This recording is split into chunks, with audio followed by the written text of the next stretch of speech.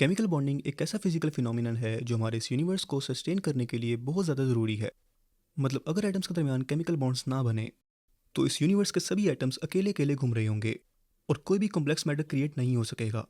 For example, अगर हमारे पास सिर्फ यही चार एलिमेंट्स हों तो हम सिर्फ इन चार एलिमेंट्स के साथ ही ऑलमोस्ट अनलिमिटेड मैटर क्रिएट कर सकते हैं।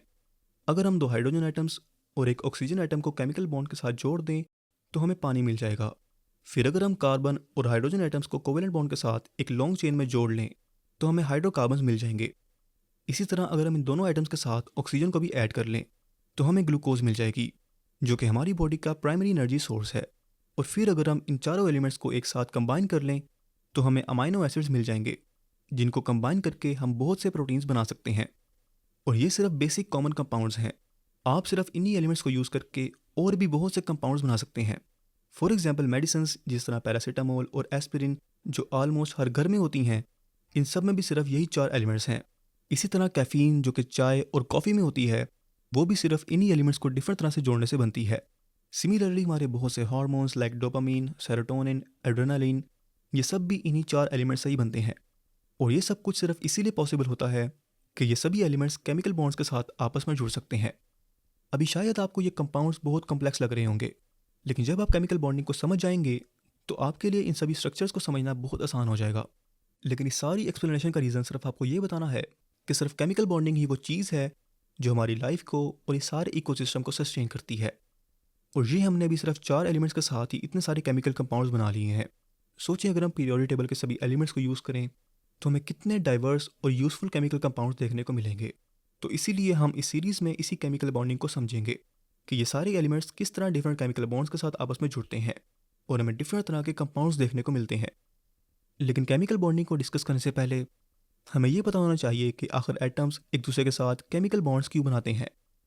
बहुत ही बेसिक लेवल पर तो हमें सिर्फ यही बताया जाता है कि एटम्स अपनी इलेक्ट्रॉनिक कन्फिग्रेशन कंप्लीट करने के लिए केमिकल बॉन्ड्स बनाते हैं। मतलब एटम्स अपने आउटर मोस्ट शेल में 8 या 2 इलेक्ट्रॉन्स कंप्लीट करने के लिए केमिकल बॉन्ड्स बनाएंगे, और इसे हम ऑक्टेट रूल या डुप्लेट रूल का नाम दे देते हैं। फॉर एग्जाम्पल, अगर आप सोडियम और क्लोरीन को लें तो ये दोनों एटम्स आउटर मोस्ट शेल में 8 इलेक्ट्रॉन्स कंप्लीट करने के लिए एक इलेक्ट्रॉन का ट्रांसफर कर लेंगे। क्लोरीन ने सोडियम का एक इलेक्ट्रॉन एक्सेप्ट करके अपने आउटर मोस्ट शेल में 8 इलेक्ट्रॉन्स कंप्लीट कर लिए हैं, और सोडियम ने अपने आउटर मोस्ट शेल से एक इलेक्ट्रॉन लूज करके अपने प्रीवियस शेल को आउटर मोस्ट शेल बना लिया है। ठीक है, बेसिक लेवल पर तो इतना कहना सही है कि एटम्स अपनी इलेक्ट्रॉनिक कन्फिग्रेशन कंप्लीट करने के लिए केमिकल बॉन्ड्स बनाते हैं। लेकिन हमारी इस अंडरस्टैंडिंग में एक बहुत बड़ी प्रॉब्लम है, और वो ये कि हमें ऐसी बहुत सी एग्जाम्पल मिल जाएंगी जहाँ पर एटम्स 8 से कम या 8 से ज़्यादा इलेक्ट्रॉन्स के साथ खुश रहते हैं। इस ऑक्टेट रूल की एक्सेप्शंस को हम अभी तो डिस्कस नहीं करेंगे, लेकिन ये एक्सेप्शंस हमारे लिए एक बात तो क्लियर कर देती हैं कि complete electronic configuration chemical bonding की असल रीज़न नहीं है। लेकिन अगर इलेक्ट्रॉनिक कन्फिग्रेशन केमिकल बॉन्डिंग की रीज़न नहीं है तो फिर क्या रीज़न है? आपके इस क्वेश्चन को आंसर करने के लिए मैं आपसे एक काउंटर क्वेश्चन करता हूँ। आप मुझे बताएं कि इन दोनों फुटबॉल्स में से सबसे ज़्यादा स्टेबल कौन सी बॉल है। चलिए मैं आपको छोटा सा हिंट दे देता हूँ कि इन दोनों बॉल्स में से सबसे ज़्यादा स्टेबल वो बॉल है जिसकी पोटेंशियल एनर्जी सबसे कम है। मेरा ख्याल है कि इस हिंट के बाद आपके लिए डिसाइड करना बहुत आसान हो गया है। अगर आप इन दोनों बॉल्स की पोटेंशियल एनर्जीज को कंपेयर करें तो बॉल बी क्योंकि ग्राउंड से कुछ हाइट पर है तो अपनी हाइट की वजह से उसमें पोटेंशियल एनर्जी स्टोर है, लेकिन बॉल ए क्योंकि ग्राउंड पर पड़ी हुई है तो इस वजह से इसकी पोटेंशियल एनर्जी बॉल बी के मुकाबले में बहुत कम होगी। और किसी भी ऑब्जेक्ट की स्टेबिलिटी उसकी पोटेंशियल एनर्जी के इन्वर्सली प्रोपोर्शनल होती है। तो इसीलिए क्योंकि फुटबॉल ए की पोटेंशियल एनर्जी फुटबॉल बी के मुकाबले में कम है, तो इसीलिए बॉल ए बॉल बी के मुकाबले में ज़्यादा स्टेबल होगी। और अगर हम बॉल बी को भी फ्रीली फॉल करने दें तो वो ग्राउंड की तरफ मूव करेगी, जिससे उसकी पोटेंशियल एनर्जी भी कम हो जाएगी और वो भी बॉल ए जितनी स्टेबल हो जाएगी। चलें, ये तो बात होगी इन बॉल्स की स्टेबिलिटी और ग्रेविटेशनल पोटेंशियल एनर्जी की। अब हम इसी कंसेप्ट को एटम्स के ऊपर अप्लाई करते हैं, क्योंकि इसी एनर्जी और स्टेबिलिटी के कंसेप्ट को समझने के बाद हमें अपने इस क्वेश्चन का आंसर मिल जाएगा कि एटम्स केमिकल बॉन्ड्स क्यों बनाते हैं। ये तो हमने देख लिया है कि एक बॉल और अर्थ की अट्रैक्शन की वजह से उस बॉल में ग्रेविटेशनल पोटेंशियल एनर्जी स्टोर होती है, लेकिन एक एटम में डिफरेंट चार्जेस की वजह से जो एनर्जी स्टोर होती है उसे हम इलेक्ट्रिक पोटेंशियल एनर्जी कहते हैं। और ये electric potential energy gravitational potential energy से डिफरेंट होती है। लेकिन क्योंकि एटॉमिक लेवल पर चीज़ें ऑलरेडी ही काफ़ी कॉम्प्लेक्स हो जाती हैं, तो इसीलिए मैं अपनी इस एक्सप्लेनेशन में जितना हो सके चीज़ों को सिंपल रखने की कोशिश करूँगा। और इसीलिए एटम की इलेक्ट्रिक पोटेंशियल एनर्जी को समझने के लिए हम सिंपलेस्ट एटम हाइड्रोजन को लेते हैं। ये तो आपको पता है कि एक हाइड्रोजन एटम में सिर्फ दो ही चार्ज पार्टिकल्स होते हैं, एक प्रोटॉन जो कि न्यूक्लियस में होता है और एक इलेक्ट्रॉन जो इस न्यूक्लियस के अराउंड मूव कर रहा होता है। फिर न्यूक्लियस और इलेक्ट्रॉन्स के दरमियान की इलेक्ट्रिक पोटेंशियल एनर्जी का जो बेसिक फार्मूला है वो ये है। Q1 तो न्यूक्लियस का चार्ज है, जिसे हम इफेक्टिव न्यूक्लियर चार्ज कह सकते हैं, और Q2 को आप इस एटम का टोटल नेगेटिव चार्ज कह लें, जो कि हाइड्रोजन एटम के केस में एक इलेक्ट्रॉन के इक्वल है। और R जो है वो इलेक्ट्रॉन और न्यूक्लियस के दरमियान का डिस्टेंस है, और K जो है वो प्रोपोर्शनैलिटी कॉन्स्टेंट है। और सबसे इंपॉर्टेंट बात ये कि क्योंकि ये दोनों चार्जेस ऑपोजिट हैं, तो इसीलिए इन दोनों चार्जेस की मल्टीप्लिकेशन की वजह से इस इक्वेशन के साथ नेगेटिव साइन आ जाएगा, और ये नेगेटिव साइन ही सबसे इंपॉर्टेंट है। इस फार्मूले में नेगेटिव साइन ये इंडिकेट कर रहा है कि एनर्जी की नेगेटिव वैल्यू जितनी ज़्यादा होगी, उतना ही उस सिस्टम की या इस केस में हाइड्रोजन एटम की एनर्जी कम होगी। मतलब पॉजिटिव वैल्यूज़ के लिए तो सिंपल होता है कि जैसे जैसे उनका मैग्नीट्यूड बढ़ेगा, उनकी स्ट्रेंथ इंक्रीज होगी। नंबर 5 0 से बड़ा है और नंबर 10 नंबर 5 से बड़ा है। लेकिन नेगेटिव वैल्यूज़ के केस में ये सब कुछ उल्टा हो जाता है। नेगेटिव वैल्यूज़ का मैग्नीट्यूड जितना बड़ा होगा, उतनी उनकी स्ट्रेंथ कम होती चली जाएगी। नंबर -5 0 से छोटा होता है और -10 -5 से छोटा होता है। इसीलिए जैसे जैसे एटम की इलेक्ट्रिक पोटेंशियल एनर्जी की नेगेटिव वैल्यू इंक्रीज होगी, वैसे वैसे उसकी इलेक्ट्रिक पोटेंशियल एनर्जी स्ट्रेंथ में डिक्रीज होगी। फिर इसके बाद अगर हम इस इलेक्ट्रिक पोटेंशियल एनर्जी के फार्मूले को देखें, तो ये एनर्जी 3 चीज़ों पर डिपेंड करती है।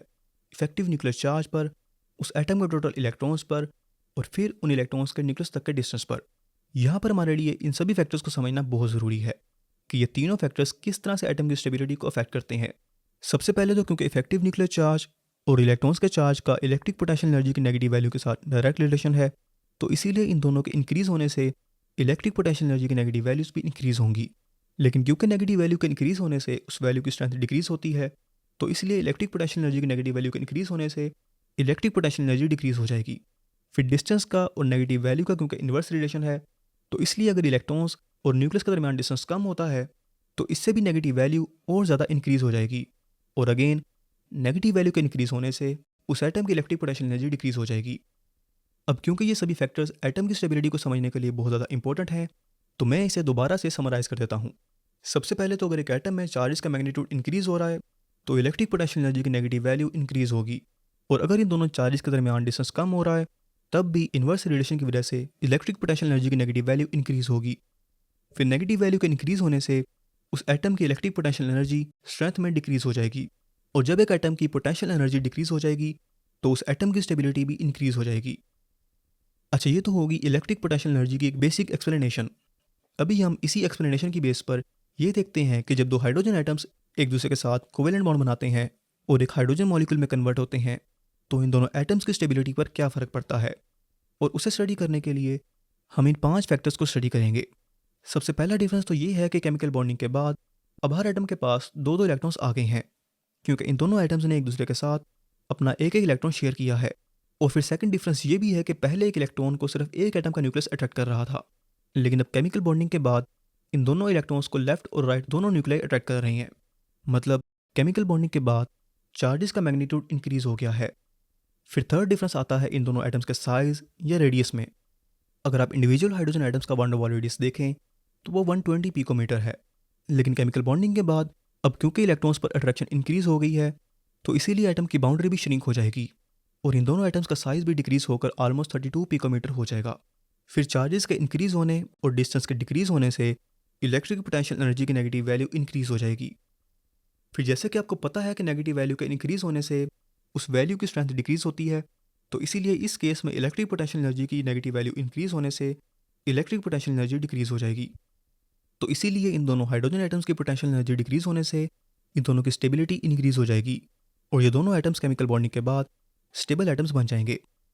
In other words, atoms chemical bond इसलिए बनाते हैं ताकि वो अपनी इलेक्ट्रिक पोटेंशियल एनर्जी को कम कर सकें और स्टेबिलिटी अचीव कर सकें।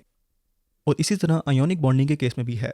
जिस तरह हमने पहले एग्जाम्पल में देखा था कि सोडियम और क्लोरीन एटम्स इलेक्ट्रॉन्स के ट्रांसफर से एक केमिकल बॉन्ड बना रहे हैं, तो इन दोनों एटम्स के केस में ये कंप्लीट इलेक्ट्रॉनिक कन्फिग्रेशन डायरेक्टली उस एटम को स्टेबिलिटी प्रोवाइड नहीं कर रही, बल्कि इस कंप्लीट इलेक्ट्रॉनिक कन्फिग्रेशन की वजह से बहुत से फैक्टर्स इकट्ठे मिलकर उस एटम को स्टेबिलिटी प्रोवाइड करते हैं। For example symmetry, exchange interaction, spin coupling. ये सभी क्वांटम मैकेनिकल फिनोमिना उस एटम की इलेक्ट्रिक पोटेंशियल एनर्जी को डिक्रीज करते हैं, जिससे वो एटम और ज़्यादा स्टेबल हो जाता है। अब अगर मैं हमारी इस सारी डिस्कशन को समराइज़ करूं, तो एटम्स अपनी इलेक्ट्रॉनिक कन्फिग्रेशन कंप्लीट करने के लिए केमिकल बॉन्ड्स नहीं बनाते, बल्कि एटम्स अपनी इलेक्ट्रिक पोटेंशियल एनर्जी कम करने के लिए और स्टेबिलिटी अचीव करने के लिए ऐसा करते हैं। और इसके साथ ही हमारी ये इंपॉर्टेंट डिस्कशन कंप्लीट होती है। नेक्स्ट वीडियो में हम आयोनिक बॉन्डिंग को डिटेल में डिस्कस करने वाले हैं। तो मिलते हैं आपसे नेक्स्ट वीडियो में, तब तक के लिए अल्लाह हाफिज़।